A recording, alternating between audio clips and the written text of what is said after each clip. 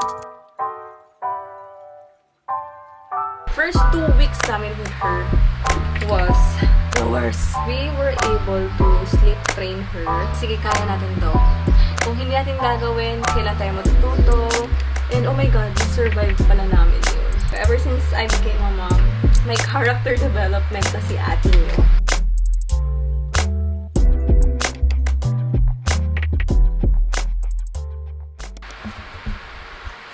Hey guys, I'm back and the baby's out! And I know I haven't updated you guys here sa channel na to. Hindi na ako nakapag-vlog after giving birth. And hopefully, I can really commit to keeping this channel active and alive this year.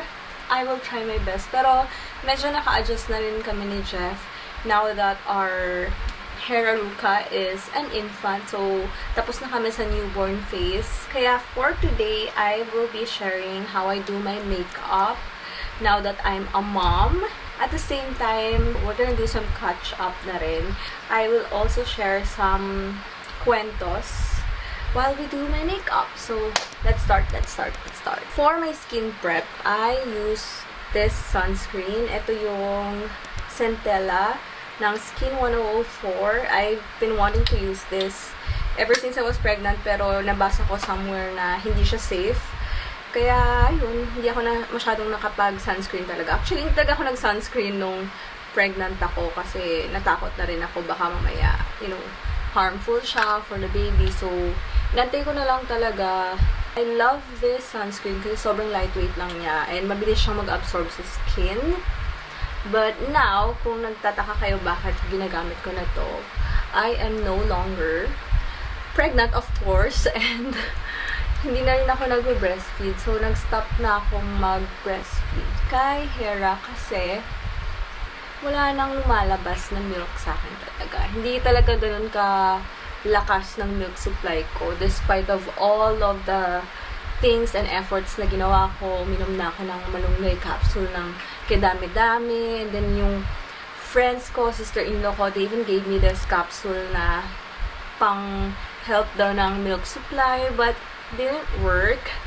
And nag-pump naman ako nung dati nung may gatas pa ako. So, until now, I still have my milk. So, paminsan binibigay ko pa rin yung kay Hera. So, parang medyo nag-mixed feeding pa rin siya ngayon. Just that, hindi lang siya nagla-latch na sa akin. Kasi ayaw na rin niya. Like, nagagalit na siya. Kasi wala na nga siyang nakukuha. So, hindi ko na pinipilit. Ayaw ko na rin na mainis pa siya. Yan. So, you can see, walang white cast and ang ganda ng lapat niya sa face talaga. Hindi siya sticky at all and sobrang love na love ko to. And even si Jeff, hindi yung gamit niya whenever he run. We share the same sunscreen. Now, let's move on to my foundation. So, for everyday use, I always grab this, the Dior Face Stick, and I'm on the shade 1.5N. Before, nasa shade 2N ako, but now, I prefer this shade kasi parang mas nag-lighten yung skin ko since I rarely go out. But compared to the first few weeks after giving birth, mas nakakalabas na talaga kami ni Jeff ngayon. Kasi mas gusto namin na na-expose si Hera sa outside world. Ayaw namin siya masyadong i-kulong dito sa bahay. And we did get a clearance naman from our pedia na okay lang na ilabas siya every now and then. Kaya binigyan na rin siya ng vitamins ng pedia niya just to make sure lang na protected pa rin si Hera. And sinasabi rin ng pedia namin na kung kaya pang magbigay ng breast milk, go lang kasi syempre iba yung nakukuha niyang antibodies dun sa breast milk. Yeah. There. So, mukha lang siyang white sa camera. I think sobrang bright lang din talaga ng settings ko. Let's adjust you guys a bit. Ayan. So, medyo bright pala yung settings ko kanina. So, there. As you can see, ang ganda rin talaga ng finish nito. Like, hindi siya matte and hindi siya super dewy. Nasa mid siya. And gusto ko lang yung ganitong finish na for everyday. Like, hindi siya heavy. Like, feeling ko sobrang fresh lang talaga ng makeup look and mabilis lang siyang i-apply. That's one of the thing that I like about the face stick. This one. But on days naman kung nasa events ako, ganun, and mas kailangan ng mas thicker na base or foundation, then I would go for the Your Forever Skinwear or the Skin Glow. Ito yung new foundation nila. Now, next is for my brows. Yan. Medyo mabilis lang din talaga yung makeup routine ko kasi now that I'm a mom, of course, I need to move fast. Siyempre, kailangan namin i-attend si Hera. And you guys know naman, I think na-share ko na rin to sa Instagram ko. Wala kaming house help ni Jeff talaga. And initially, dapat may midwife kami na i-hire after giving birth. But last minute siyang nag-cancel sa amin like the day before. Talaga, message siya na hindi na siya available, gano'n. Medyo naloka kami ni Jeff kasi of course, medyo nakaset na yung mind namin na, hindi tayo mahihirapan kasi may midwife, ganyan. But then, medyo happy na rin kami kasi nakapag-save kami ni Jeff. So, Jeff and I, we challenged each other na kayanin namin yung newborn stage talaga na kami lang. But of course, I'm really, really thankful kasi my mom was there and even yung parents ni Jeff, sometimes if hindi naman available yung parents ko, they would come by and help na mag-alaga kay Hera, especially if may work si Jeff or if ako naman yung may work. Kaya nakapag-work na rin ako kasi nandito yung lolas on days na when we need their help. But since we don't have house help and midwife, dami rin namin talaga natutunan ni Jeff in terms of like taking care of Hera and mas nakilala namin siya, I would say, kasi sobrang hands-on na namin. And now that she's turning 4 months na, sobrang alam na namin kung ano yung need niya with her cries. Like, alam namin kung nag-number 2 siya or if ayaw na niya yung diaper niya kasi puno na ng wiwi or if she's hungry.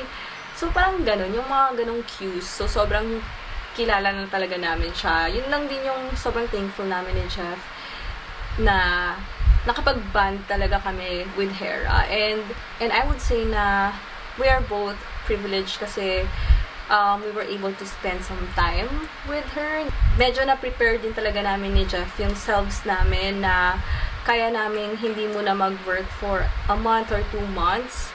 Basically, parang naka-leave kami, but no pay. Kasi nakapag-ipon naman rin kami enough to be able to sustain ourselves for a couple of months na hindi muna kami mag-work and magiging hands-on muna kami kay Hera. So, ganun. That's why, siguro one factor din yun na prepare ko din talaga yung self ko and kami ni Jeff bago kami mag-baby. Kasi gusto ko, like, financially stable and ready kami. And of course, ako, mentally, physically, holistically talaga. Like, kailangan prepare din yung sinasabi ko sa sarili ko. So, I think that was my condition. Kaya, medyo, yun nga, may time talaga kami for Hera. Now, for the next step naman, I use this one. This is my favorite eye palette. And I'm so happy kasi Easy released a small version of this, yung ganitong lalagyan. And I curated my own eye palette. I like this kasi sobrang travel-friendly niya. Ang liit-liit lang talaga niya. It's petite like me. This is my favorite shade. Hindi ko na alam yung name, but this one, and I usually mix these two. Or if mas gusto ko mas warmer, then this one, and then ito, this one sa last. So, try yung gagamitin natin ngayon. I want to go for that parang natural or fresh makeup look lang. I just apply it like this. And also, guys, since I gave birth via C-section, medyo hindi rin talaga ako makakagalaw. Like, hindi rin talaga ako makaka-work like before. Kaya isa din yun sa reason why I had the privilege and time to be with my daughter. Gusto ko talagang mag-normal. Kaya 28 hours yung labor ko kasi pinilit ko talaga na mag-normal. Pero hindi kinaya kasi hindi talaga ako nag-dilate for 28 hours. And hanggang 2 cm lang talaga ako. But the pain level was 11 out of 10. Ganon. Ganon na yung pain level. Kaya sabi ko kay Jeff, hindi ko na kaya. As much as I wanted to do normal, hindi kaya ng body ko. So, ayoko nang pilitin. And I was like, I'm gonna die! Sabi ko kay Jeff, like, buksan na nila ako. And I just want to see Hera na. Kasi, konti na lang talaga yung amniotic fluid ko noon. So, medyo nag-worry na rin ako. And, naka-cord coil pa siya. So, also possible, that's why hindi rin siya lumalabas sa akin as normal. Kasi cord coil siya. Gonna add a bit of this dark brown using a smaller brush. Then, lalagay ko lang siya dito. There, like that. Ganun lang. Ayan. Para naman mukhang nag-effort pa rin ako with my eye makeup. Next. What I do is I would curl my lashes. And then after, ito yung ginagamit ko. I'm so happy na may mga ganito na, yung glueless na lashes or cluster lashes. And I love this specific na lash set from Fabulous. This is by Marge Maroquet. I do love all of the collection nito, like yung kay Lurge and kay Josie. I love all of their collections, but ito yung lagi kong ginagamit talaga, yung kay Marge. So sometimes, ito yung sa taas na yung ginagamit ko, and then itong tatlo, minimix ko siya, or if ayoko na masyadong mahaba, and I want something na natural, but my volume, then I do this 3. Ayan. But for today, itong sa taas na yung gagamitin natin. Kasi mas gusto ko yung parang natural looking na look lang today. And yun lang naman yung ginagamit ko pag errands lang kami ni Jeff. Like, check up day ni Hera, Pedia day, ganon. Or, mag-grocery lang kami. Pero if kailangan namin mag-shoot or what, then I do yung mas longer lashes. So, you guys are wondering kung ano yung mga adjustments ginawa namin ni Jeff ever since Hera Luca arrived. Madami-dami rin naman. But, yung sleep, kasi most of the time, ito yung lagi kong nakukuha whenever I meet moms na lagi nilang sinasabi, oh, ano, puyat ka, no, or what. Not to brag or what, but sobrang swerte lang siguro din namin ni Jeff kay Hera Luca kasi we were able to sleep train her. Kasi sabi nung unang pedya ni Hera sa amin, it's either kami yung mag-adjust sa baby or yung baby mag-adjust sa amin. So, kailangan lang namin pumili. So, yun yung sinabi niya.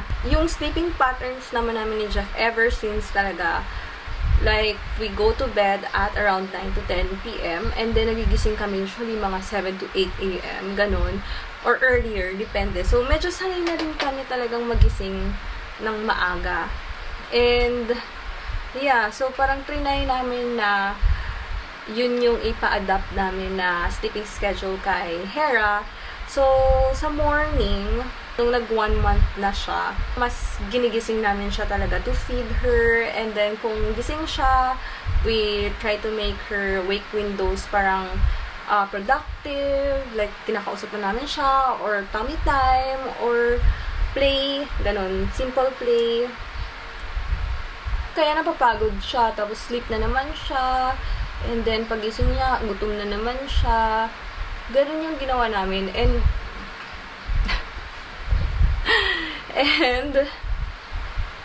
she's really like awake most of the time during the day. So yung naps niya, sobrang nap talaga, like maikli lang, like 30 minutes to 1 hour. Ganon. And, mas lesser yung naps niya during the day. That's why, pagdating ng nighttime, tulog siya halos buong gabi. Kaya, yun, sobrang thankful na hindi kami masyadong napuyat ni Jeff talaga. But, I don't wanna jinx it. Baka may mga nag-wish dyan na magsasabi na hintayin mo lang at ma-experience ko rin yung puyat na yan. Ito na lang masasabi ko sa inyo. Ito. Yan, ito yung answer ko sa inyo. We're not bragging na ganun nga nangyari kay Hera. It's just that nasanay lang siguro din siya and nagka-routine talaga kami for her. That's how basically siya na sleep train. And medyo similar sa mom's on-call na schedule. And hindi talaga namin sinadya na sundin yun. But basically parang ganun din yung concept nung ginawa namin with her. Kaya siya na sleep train talaga at around 1 month pa lang siya. Ganon. I wouldn't deny din the fact na nung first 2 weeks namin with her was the worst. Yun yung masasabi ko na puyat days namin with her talaga. Kasi nga, bagong-bago pa. And first time parents kami ni Chef. So sobrang wala kaming idea kung paano mag-handle ng newborn, basically ng new person.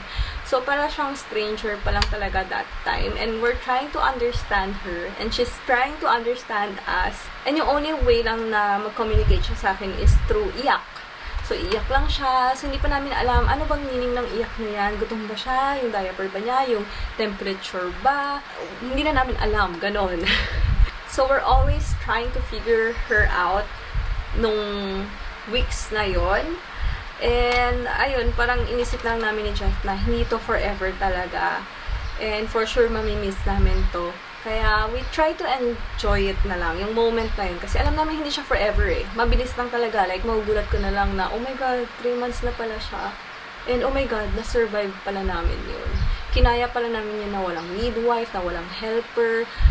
But, ayun, so, proud ka na lang din talaga sa sarili mo na, kinaya namin yun. I'm done with my lashes, so I'm gonna apply this lang and I'll be right back kasi hindi ko siya kayang gawin dito sa camera. So, BRB guys.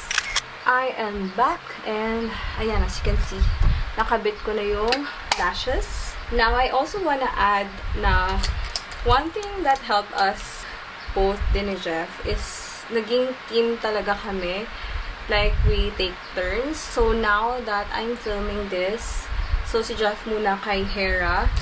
Like, usually, yung whole morning, binibigay ko kay Jeff kasi doon siya nag-run, doon siya nag-gym, and may mga me time siya, gano'n. And then, sa afternoon naman, usually, yun na yung time ko. For me naman, if I need to film a content, or if kailangan kong ayos dito sa room, or do the laundry, or medyo maglinis-linis ng konti. Yun na yung pang-relax ko talaga. Nag-enjoy din naman ako na maglinis ng bahay. So, ganun lang kami ni Jeff. Take turns lang talaga kami para may ma-accomplish kami. So, there. Now, the next step is we are gonna line my eyes lang. And I'm using this one, the Dior Show Stylo. And this is in the shade matte brown. I usually just line this and add a little wing here. Like that. And guys, hindi ako expert pa rin sa makeup ha. Like, I'm doing this kung paano ko lang talaga ginagawa yung everyday makeup ko. We are done with my eye makeup. Sobrang laki talaga ng tulong ng cluster lashes. Like, sobrang game changer. Next is for the base of my blush. I use this one, Dior Rosy Glow Stick, and this is in the shade Rosewood. So I'm just gonna apply it here. Sobrang nice din ito guys, kasi ang bilis lang niyang i-apply sa face. Lalo na if nagmamadali kayo. And if ever you wanna retouch, ganun lang, dab. And then you can use your fingers. Pag ayaw niya magdala ng brush. But I'm always using this brush. This was recommended by Tony Sia years ago na. And until now, gamit ko pa rin siya. And I love it. There. And if kulang pa siya, kasi ako as a blush girly, gusto ko laging putok yung blush ko talaga. Ito yung non-negotiable ko whenever I do my makeup. Kailangan obvious talaga na nag-blush ako. Ganon. If hindi nyo napansin na nag-blush ako, naku, kulang yun. That's not me. I am always an over-blush girly. I also like yung mga ganitong shade na blush. The pink one. Kasi parang very youthful lang yung dating niya. This is the Dior Backstage Rosy Glow naman in the shade pink. So, on top of that, I add this powder lang para mas tumagal yung blush ko.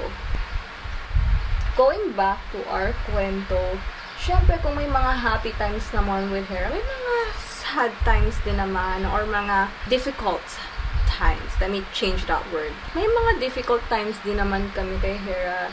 Especially now, feeling ko nagtititing na siya. Kasi mag-performance na. Like, sobrang gigil niya sa theater niya. Like, hindi ko alam. Like, paminsan naiinis siya or bigla lang siyang umiiyak. Or sometimes, pag gusto namin na ipanap na siya, kasi nagwawala siya, ganun, for no reason. Again, we just try to understand her na baka nga nagtititing na siya. And also, yun, hinihilin namin siya ulit ngayon kasi for the past months, hindi na namin siya masyadong hinihili. Hindi namin sinanay din na pag umiyak siya, buhat agad, ganun. Tinatry din namin muna siyang tingnan kung ano yung need niya bago siyang buhatin. But if wala talaga, yun na yung last resort namin is to buhat. Kung pinapatulog namin siya, tap-tap lang namin siya sa puwet hanggang sa nakasleep siya, ganon. Tap-tap ng slight, ganon. She also learned how to self-soothe. Yun na yung lagi niyang hawak ng kamay niya, ina-explore niya yung kamay niya, and then, nagtatamsak na rin siya. So, hinahayaan lang namin siya na magtamsak because that's her way of exploring her hands. So, hindi namin siya pinapagalitan or like, no, don't do that, ganyan. Nahayaan lang namin siya talaga. Also, one thing that helped us din na mas makatulog din siya ng mabilis was the pacifier. Big help yung pacifier sa amin kasi paminsan kung medyo fussy siya, that pacifier really helped like put her to sleep, ganyan. Mas mabilis rin siyang matulog if may pacifier. So, whenever we're going out as well, may nagtanong din ata sa akin ito, how did we adjust or how do we manage Hera when we're going out? What we do kasi, kami ni Chef, when we're going out, of course, may fear din kami na, oh my God, challenge na naman to pag lumabas tayo. Like, ano kayang ma-experience natin today? A happy Hera, fussy Hera, or ano kaya, alam niyo yun? Ganun kasi, diba? Like, hindi mo talaga masasabi kung pag lumabas kayo today, nasa mood ba siya or wala. China-challenge na lang din talaga namin Jeff yung selves namin na, sige, kaya natin to. Kung hindi natin gagawin, kailan tayo matututo, paano natin mamamanage siya kung hindi tayo lumabas. So, parang ganun kami mag-isip ni Jeff. So, there. Nasanay na lang din siya. Before kasi hindi siya sanay sa stroller. Of course, bago yun sa kanya. Kung ilalagay namin siya sa stroller, nagwawala siya. Hindi siya natulog pag lumalabas kami. Yung gusto niya buhat lagi, ganun. Until sa lagi na lang kami lumalabas. Lagi siya nasa stroller pag lumabas kami. Nasanay na siya. So, parang ganun lang talaga yung ginawa namin with Hera siguro. Like, sanayan na lang talaga. And, wala ka rin magagawa if umiyak yung baby. Wala, iyak siya. Eh, syempre baby siya, diba? Hindi mo naman pwedeng sabihin, tigil ka or whatever. Hindi naman, diba? So, I think people would also understand if umiyak yung baby nyo in public. Kasi syempre baby pa lang siya. Another thing that I also wanna share with you before we end this kasi I think I'm almost done, but almost pa lang. Not completely. Kasi hindi pa rin ako tapos sa blush ko. On top of that powder na nilagay ko, para mas glowy yung dating, I still use this one. This is the Dior Backstage Glow Face Palette. And, ito yung ginagamit ko. This pink shade. Para medyo ka-shade niya lang yan. And then, ayan, look. Oh, guys, look at that difference. Sobrang love ko talaga to. This is my fave. So, there. Now, I also wanna add pala that ever since I became a mom, mas naintindihan ko na rin talaga yung mga sentiments ng moms ngayon. I know where they're coming from kasi I'm also a mom and experience ko na rin naman siya. But siguro not completely pa kasi I'm still a new mom. Now that a lot of like moms, a lot of people are like throwing advices or giving advices kahit hindi ko naman hinihingi, ganun. Pinipili ko na lang din talaga kung ano yung gusto kong pakinggan and anong gusto kong i-absorb. And pinipili ko na lang din talaga yung mga taong gusto kong makausap. If nasa sense ko, if you're someone na who's giving like medyo negative vibes, then I'm so sorry to say, pero I would not further engage with you. That's a way kasi for me to protect my peace, my mental health, and of course, I wanna talk to moms din naman na, you know, like, sobrang happy lang. Mas nag-share lang ng positive things over sa, ay, alam mo, ganito, ganito. Or like, ay, naku, hintayin mo na lang pag umabot na siya sa point na ganito, ganito, ganito. Can you please stop? I don't know why, pero siguro, ayoko lang ng ganun. Mas gusto ko pa yung moms na less judgmental or not judgmental at all, ganun. I am just so happy na mas nakokontrol ko na yung self ko. Mas marunong na akong mag-react sa mga ganong situations. Kasi siguro if like younger Rhea, if nabuntis man ako before, I would react differently talaga siguro. Mas immature kasi talaga ako before. Siguro I would lash at them or whatever. But now, parang chill na ako. Chill na talaga. May character development na tayo. Yun talaga yung masasabi ko. Ever since I became a mom, may character development na si ate nyo. So anyway, now for my lips, I use this one. This is from Tom Ford. And this is in the shade Front Page. Ayan. And dito ko lang siya sa inner part nilalagay. Para medyo ombre effect siya. Ayan, ganun lang. For the finale, I use this D'Alba, the First Spray Serum. So, ayan, this one. I recently just started using this kasi mas gusto ko ngayong mas hydrated yung look, mas glowing, mas hindi yung matte. Mas gusto ko ngayon yung ganito eh, dewy look na finish. Kaya I wanna try this lang. Para maganda yung finish. And also mabango siya. Yan. This is my everyday mommy look. Let me know sa comment section down below if you want more videos like this, more chikahan, more makeup looks, or more get ready videos. And that's it for today. I'll see you on the next one. Bye!